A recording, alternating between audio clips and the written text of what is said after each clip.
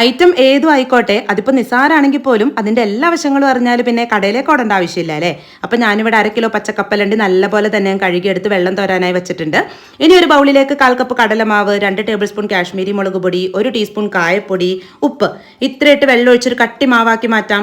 വെള്ളം ഒട്ടും കൂടി പോകണ്ട കേട്ടോ. ദോശ ബാറ്ററിനേക്കാളും കുറച്ചും കൂടി കട്ടിയായിട്ടുള്ള രീതിയിലാണ് മാവ് റെഡിയാക്കണ്ടേ. ഇതുപോലെ വേണം നമ്മുടെ മാവിരിക്കാനായിട്ട്. ഇനി കഴുകി വെച്ചിരിക്കുന്ന കടല ആ മാവിലേക്കിട്ട് കൈ വെച്ച് തന്നെ നല്ലപോലെ മിക്സ് ചെയ്തെടുക്കാം. എന്നിട്ട് വേണം ഒരു ടേബിൾ സ്പൂൺ മാത്രം അരിപ്പൊടി ചേർത്ത് കൊടുക്കാൻ.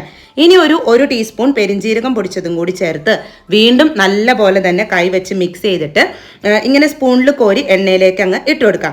എന്നിട്ട് മിക്സ് ചെയ്യുമ്പോൾ ഒരു പപ്പടക്കോലോ കമ്പിയോ അങ്ങനെ എന്തെങ്കിലും വെച്ച് മിക്സ് ചെയ്യണം. അപ്പോൾ കട്ട കൂടാതെ ഓരോന്നോരോന്നായിട്ട് കിട്ടും. പിന്നില്ലേ കടല എണ്ണയിലേക്ക് ഇടുന്ന സമയത്ത് ഒരുപാട് ചൂട് പാടില്ല കേട്ടോ. എണ്ണയ്ക്ക് ഒരു 5 മിനിറ്റ് ഒക്കെ കഴിയുമ്പോഴേക്കും ഈ കപ്പലണ്ടി പൊട്ടണ ശബ്ദം കേൾക്കും. അപ്പോൾ ഇത് റെഡിയായി തുടങ്ങിയെന്നാ ഇതിൻ്റെ അർത്ഥം. ആ സമയത്ത് കുറച്ച് വെളുത്തുള്ളി തൊണ്ടോടെ ചതച്ചതും കുറച്ച് കറിവേപ്പിലയിട്ട് നല്ല പോലെ മൊരിഞ്ഞു വരുന്ന സമയത്ത് എണ്ണയിൽ നിന്ന് കോരി മാറ്റാം. അപ്പോൾ കുറച്ച് കാര്യങ്ങൾ ശ്രദ്ധിച്ചാലും മസാല കപ്പലണ്ടി നല്ല ടേസ്റ്റിൽ വീട്ടിൽ റെഡിയാക്കി എടുക്കാൻ പറ്റൂ കേട്ടോ.